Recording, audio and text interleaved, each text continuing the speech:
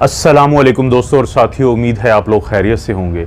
इस वीडियो में हम बात करेंगे कि जो दिल फेल हो जाता है, जो हार्ट फेलियर होता है, जो दिल कमज़ोर हो जाता है, तो उसका क्या इलाज है, उसको कैसे आप इम्प्रूव कर सकते हैं, कैसे उसको अभी भी बेहतर कर सकते हैं और आने वाले मुस्तकबिल में क्या एक बहुत बड़ी तब्दीली आने जा रही है जिसकी वजह से दिल के जो फेलियर के मरीज़ हैं उनको बहुत ही ज़्यादा फ़ायदा होगा। सबसे पहली तो बात है कि दिल का फेलियर आपको पता कैसे चलेगा। क्या ज़रूरी है कि आपको अपनी ज़िंदगी में महसूस हुआ हो कि आपको दिल का अटैक हुआ है और उसके बाद कहीं जाके आपको पता चलता है?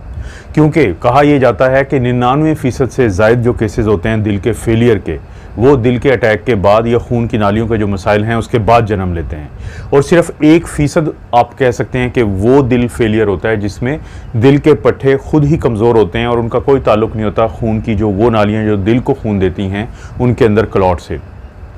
अगर फ़र्ज़ करें आपके जहन में आज ये बात आती है, आपकी उम्र जो भी आपकी उम्र हो, ज़रूरी नहीं है कि आप बूढ़े हों,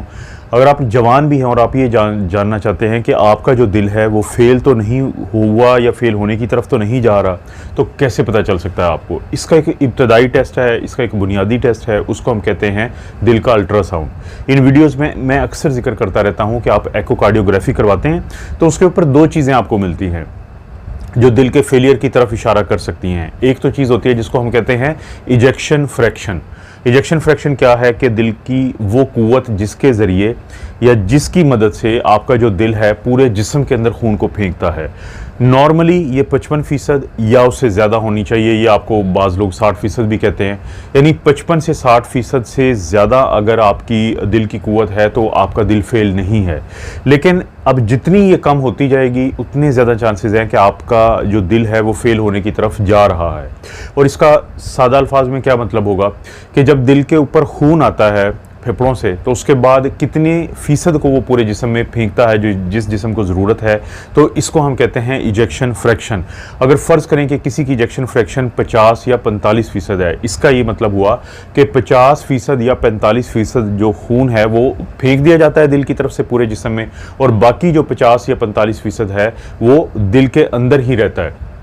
और वो लोग जिनकी जो इजेक्शन फ्रैक्शन है वो खुदा ना खास्ता 40% से कम हो जाए तो उनके बार बार चांसेस बढ़ते रहते हैं कि वो दिल के फेलियर यानी पल्मोनरी एडीमा या फेफड़ों के अंदर पानी का जो इकट्ठा होना होता है तो उसकी बीमारी में वो मुब्तला हो जाते हैं। हम कितने दिल की जो फेलियर को ख़तरनाक समझते हैं कि वो तमाम लोग जिनका इजेक्शन फ्रैक्शन जो है वो 30% से कम हो, तो हम ये कहते हैं कि इन लोगों की ज़िंदगी जो है वो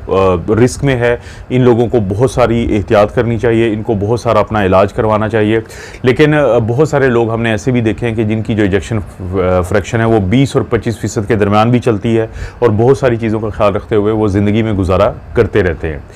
अब किसी की जब इजेक्शन फ्रैक्शन कम हो, जब किसी का हार्ट फेलियर हो, तो हम क्या हदायत देते हैं कि जिसकी मदद से हमें चांसेस होते हैं कि जो दिल का फेलियर है उसमें बेहतरी आएगी। उसमें हम इब्तिदा से बात करते हैं कि सबसे पहले तो ये है कि अगर किसी को दिल का अटैक हुआ और उसके बाद उसकी जो इजेक्शन फ्रैक्शन है वो कम हुई, तो दिल के अटैक के बाद ये इजेक्शन फ्रैक्शन क्यों कम होती है? क्योंकि हमारा जो दिल है वो एक मुट्ठी की तरह है, उसकी 3 दीवारें होती हैं, सामने वाली है, साइड वाली है और नीचे वाली है। जब दिल का कोई अटैक होता है तो इनमें से किसी एक दीवार को या एक से ज़्यादा दीवारों को नुकसान पहुंचता है, जिसकी वजह से वो जो दीवार है दिल की पावर में मदद नहीं देती और उसकी पावर जो है दिल की वो कम हो जाती है। तो आमतौर पे हम ये देखते हैं कि जब किसी को दिल का अटैक हुआ और दिल की कोई एक दीवार जो है उसकी जो पावर है वो कम हो गई, तो एक ख़ास सूरत हाल होती है कि जिसमें दिल के जो ये पट्टे हैं या वो स्टन हो जाते हैं या वो हाइबरनेट कर जाते हैं। यानी किसी को दिल का अटैक हुआ, ये हमारे जो दिल के पट्टे हैं उनका एक डिफेंस मैकेनिज़्म है कि वो एक ऐसी हालत में जाते हैं कि वो मुर्दा होने से, डेड होने से बचते हैं, अगरचे उनको नुकसान या डैमेज उस वक्त हो रहा होता है। तो उस हालत को हम कहते हैं मायोकार्डियल स्टनिंग और मायोकार्डियल ये जो हाइबरनेशन। तो जिसके बाद कोशिश दिल ये करता है कि जब 15 से 20 दिनों में हालात बेहतर आ जाते हैं दवाइयों की मदद से, तो वो दिल के वो पट्टे जो बज़ाहिर ऐसे लग रहा था कि शायद काम नहीं कर रहे, तो वो आहिस्ता आहिस्ता काम करने की तरफ आते हैं। तो 1 महीने के बाद जो हम दिल की अल्ट्रासाउंड या दिल का एकोकार्डियोग्राफी करवाते हैं तो हमें दिल की जो पावर है या इजेक्शन फ्रैक्शन जो है वो बढ़ी हुई मिलती है। इसी तरह से एकोकार्डियोग्राफी के ऊपर इजेक्शन फ्रैक्शन के अलावा जो दूसरी चीज़ जिस पर हमारी तवज्जो जाती है वो होती है कि वाल मोशन एबनॉर्मेलिटी। ये अक्सर आपकी जो दिल का अल्ट्रासाउंड होता है उसके ऊपर ये जिक्र होता है कि सिग्निफिकेंट वॉल मोशन एबनॉर्मेलिटी, यानी आपकी जो दिल की 3 दीवारें थी जिनको खून की जो नालियाँ होती हैं, कोरोनरी आर्टरीज, वो खून मुहैया करती थी, अगर उन नालियों में क्लॉट था तो उनकी वजह से किसी एक दीवार या एक से ज़्यादा दीवार को कोई वॉल मोशन एबनॉर्मेलिटी यानी हरकत करने में कोई उसमें प्रॉब्लम तो नहीं है। मिसाल के तौर पे अगर ये एक नॉर्मल दिल है, जैसे मैंने कहा कि जो दिल है वो एक मुट्ठी की तरह आपकी चेस्ट में होता है, अब वो कॉन्ट्रैक्ट करता है 1 मिनट में 72 टाइम्स, 72 दफ़ा, तो ये तीनों जो दीवारें हैं ये इसमें शामिल होती हैं। लेकिन फ़र्ज़ करें एक दीवार अगर वो डैमेज हो चुकी है तो वो उसमें हिस्सा नहीं लेगी, बाकी दोनों जो दीवारें हैं वो दिल को पंप करने की कोशिश करेंगी, लेकिन जो पावर है वो नॉर्मल से या 55% से कम हो जाएगी। तो दूसरी ये चीज़ होती है जो हमने एकोकार्डियोग्राफी के ऊपर देखनी होती है। तो पहले तो ये चीज़ समझे कि काफ़ी लोग वो होते हैं जिनको 1 महीने के बाद जो इजेक्शन फ्रैक्शन है या पावर है दिल की, या जो पट्ठों का बेहतरी है वो सामने आ जाती है एकोकार्डियोग्राफी के ऊपर, अगर उनको प्रॉपर ट्रीटमेंट दे दिया जाए। और उसके बाद ये होता है कि आप फिर डॉक्टर आपको कुछ दवाइयाँ तजवीज़ करते हैं। उन दवाइयों के 2 मकसद होते हैं बड़े। एक तो ये कि वो खून जो दिल के ऊपर वापस जा रहा है, जिसको हम प्री लोड कहते हैं, उसको कम किया जाए। उसके लिए आमतौर पर हम पेशाब आवर दवाइयाँ देते हैं। हम आपको कहते हैं कि आपने पानी और नमक का इस्तेमाल कम करना है ताकि दिल के ऊपर दबाव कम पड़े। इसी तरह से फिर हम कुछ ऐसी दवाइयां देते हैं कि वो प्रेशर जिसके खिलाफ दिल ने काम करना है, यानी खून की जो नालियां होती हैं जिनको हम आर्टरीज कहते हैं, शरियाने कहते हैं, उनके अंदर जो प्रेशर होता है हम उसको कम करते हैं, उसको आफ्टर लोड कहा जाता है। उसके लिए भी हम दवाइयाँ देते हैं। उसके लिए हम खून की नालियों को फैलाने वाली जो दवाइयाँ हैं वो देते हैं। उसके लिए हमारी कोशिश होती है कि वो दोबारा पेशाब आवर दवाइयाँ वो काफ़ी मदद करती हैं। हमारी कोशिश होती है कि ब्लड प्रेशर की दवाई दी जाए, तो ये दवाइयाँ दी जाती हैं। फिर कोलेस्ट्रोल जो खून की नालियों में जो क्लॉट जमता है तो कोलेस्ट्रोल की दवाइयाँ दी जाती हैं। आपको बताया जाता है कि आपने दिल की धड़कन को बढ़ने नहीं देना, आपने कोई गुस्सा नहीं करना, स्ट्रेस नहीं लेना, टेंशन नहीं लेना। आपको ब्लड प्रेशर, ये जो बीटा ब्लॉकर नामी दवाइयाँ होती हैं जो ब्लड प्रेशर के लिए भी बहुत इस्तेमाल होती हैं, लेकिन ये आपके दिल की रफ्तार को भी कम करने के लिए भी दी जाती हैं। तो पूरा एक पैकेज होता है आपकी दवाइयों का। उसका मकसद क्या होता है कि आपके दिल के ऊपर दबाव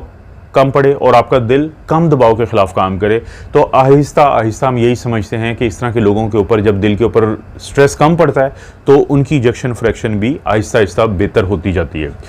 क्या आप कुछ अरसे के बाद ये मालूम कर सकते हैं कि आपके दिल के पट्टे मुकम्मल तौर पे डैमेज हो चुके हैं या उनके अंदर सलाहियत है कि वो वापस आ सकते हैं, जिसको मैंने कहा था कि मायोकार्डियल स्टनिंग है या हाइबरनेशन है। तो एक टेस्ट होता है जिसको हम कहते हैं थैलियम स्ट्रेस टेस्ट, और ये वायबिलिटी स्कैन इसको हम कहते हैं। तो उसकी मदद से आम तौर पे मालूम किया जा सकता है कि हो सकता है कि आपके जो दिल के पट्टे हैं वो नॉर्मल की तरफ होने की तरफ जाएं या बेहतरी की तरफ जाएं। आम तौर पे फिर यही डॉक्टर आपको तजवीज़ करते हैं कि अगर आपकी खून की नालियों में कोई क्लॉट है तो आपकी एंजियोप्लास्टी की जाए, आपका कोई स्टेंट रखा जाए, अगर बाईपास की ज़रूरत है तो वो की जाए, क्योंकि बाज़ का खून का जो सप्लाई बेहतर होने से भी आपके ये जो पट्टे हैं ये वापसी की तरफ जाते हैं। लेकिन अगर आप किसी ऐसी चीज़ की तरफ आपकी इंटरेस्ट नहीं है, आपकी दिलचस्पी नहीं है, कि आप ऐसा कुछ नहीं चाहते कि आपको कोई, आप ना एंजियोप्लास्टी चाहते हैं ना आप बाईपास चाहते हैं, तो उस सूरत में एक नेचुरल बाईपास का जिक्र होता रहता है। मैंने इसके ऊपर वीडियो बनाई हुई है। ये जो आप देख रहे हैं ये इसको हम EECP कहते हैं। और इसी तरह से एक वीडियो मैंने बनाई थी, ये जो थैलियम स्कैन की मैंने जिक्र की है, तो इसके ऊपर ये दोनों का डिस्क्रिप्शन मैं दे दूंगा, लिंक मिल जाएगा, तो आपने देख लेना है इस वीडियो को। तो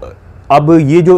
EECP किसे कहते हैं कि हम एक्सटर्नल इन्हेंस्ड काउंटर पल्सेशन, यानी ये कुदरती तरीका है। ये पूरी वीडियो से आपको डिटेल में पता चल जाएगा। इसका मकसद ये है कि आपकी खून की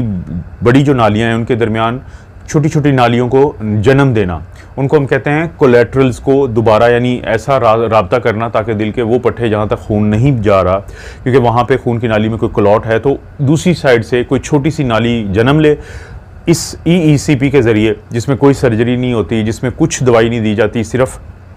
कुछ सेशन किए जाते हैं कुछ हफ्तों के लिए, रोज़ाना 1 घंटे का, ताकि उससे ये नई नालियां जो है ये जन्म लेती हैं। तो काफ़ी लोग हैं जिनके दिल की पावर जो है वो बेहतर हो जाती है, वो बढ़ जाती है। इसके अलावा जो आजकल की जो रिसर्च है वो इस चीज़ पे है कि दिल को, नया जो दिल है या दिल के जो वो पट्टे जो डैमेज हो चुके हैं उनकी जगह पे नए पट्टे जन्म ले।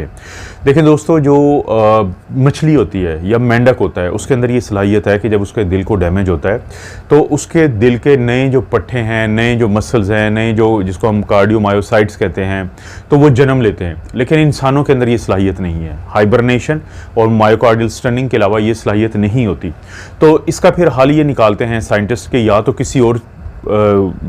इंसान का या किसी और जानवर का दिल लगा दिया जाए, या फिर कुछ ऐसा नया तरीका आजमाया जाए कि दिल के नए पट्टे जन्म लें। जैसे मिसाल के तौर पे आपने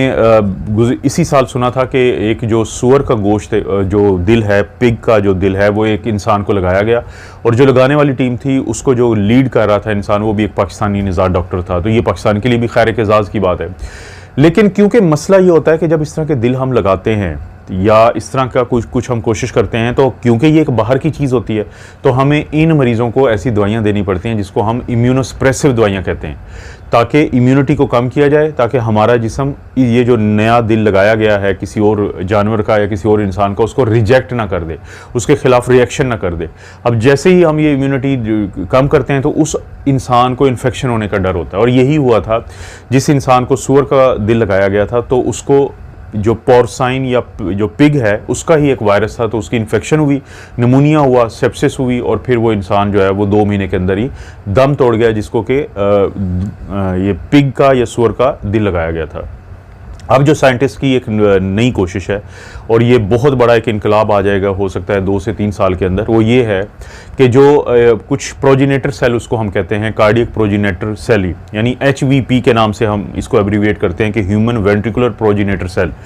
अब ये जो प्रोजिनेटर सेल हैं, इनको लिया जाता है एम्ब्रियो से, जो बच्चा बनता है छोटा, उससे लिया जाता है। उसके बाद इनके अंदर ये सलाहियत होती है कि अगर इनको लगा दिया जाए दिल के अंदर, तो वो एरिया दिल का जो डेड हो चुका होता है, वहाँ पे ये जो नए का मसल होते हैं दिल के, या दिल के जो नए पट्टे हैं, वो जन्म लेते हैं, और वो फिर उस जो स्कार टिश्यू बना होता है, जो डेड टिश्यू होता है, उसको साइड पे करके खुद दिल का हिस्सा बन जाते हैं और दिल की पावर वापस आ जाती है।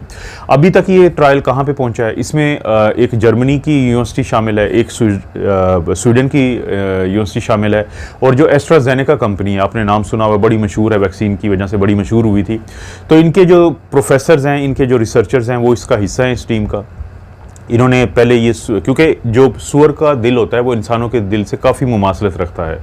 तो उसके ऊपर ये तजर्बा किया कि जो उनको दिल का अटैक जिनको हुआ था या करवाया गया था जिस पिग को, तो उसमें जब ये प्रोजिनेटर सेल जो हैं, जो स्टेम सेल होते हैं एम्ब्रियोनिक, उनको रखा गया, तो इससे बहुत ज़्यादा फ़ायदा ये हुआ कि नए जो दिल के पट्टे थे उन्होंने जन्म लिया, और जो हार्ट फेलियर की सूरत हाल थी वो बेहतर हुई। तो ये ट्रायल हो चुका है, लेकिन अब 1 से 2 साल में इंसानों के अंदर ट्रायल शुरू हो जाएगा।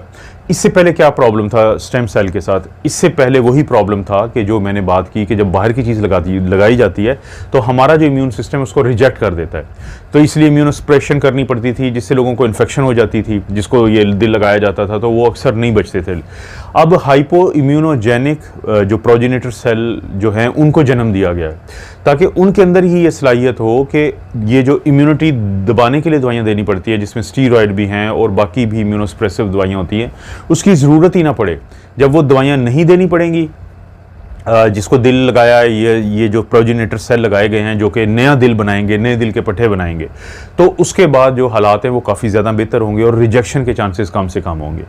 तो वो तमाम लोग जिनको दिल के फेलियर का सामना है, उनको ये बात ज़हन में रखनी चाहिए कि 1 से 2 साल के बाद हो सकता है साइंस की दुनिया में एक बहुत बड़ा इनकलाब आ जाए, और उस इनकलाब के नतीजे में जो इस वक्त दिल के फेलियर के मरीज़ हैं उनको भी बहुत फ़ायदा हो जाएगा, और खुदा न खास्ता जो मुस्तकबिल में मरीज़ हैं उनको भी, क्योंकि करोड़ों लोग सालाना दिल के फेलियर की वजह से ज़िंदगी से हाथ धो बैठते हैं, करोड़ों लोग सालाना दिल के फेलियर का शिकार होते हैं। इस तरह की वीडियो दोस्तों आप लोगों को ज़रूर मिलती रहेंगी इस चैनल के ऊपर, लेकिन अगर आप इंटरेस्टेड हैं कोई और भी मेडिकल की अच्छी सी, जैसे ये वीडियो है, इसको अगर आप देखना चाहते हैं तो इसका जो डिस्क्रिप्शन में मैं लिंक दे दूंगा आपको, आप ये वीडियो देख सकते हैं। इस चैनल को अभी तक सब्सक्राइब नहीं किया तो इसको ज़रूर सब्सक्राइब कर लें, घंटी का जो अभी आवाज़ आई है इसको दबा दें, हर वीडियो को लाइक ज़रूर करें। कोई भी वीडियो जो दोस्तों को फ़ायदा दे सकती है प्लीज़ उसको शेयर कर दीजिए करें। आप अपना और अपनी फैमिली का ख्याल रखें। अल्लाह ताला आपको और आपकी फैमिली को हर किस्म की बुराई, बीमारी और आजमाइश से महफूज रखे।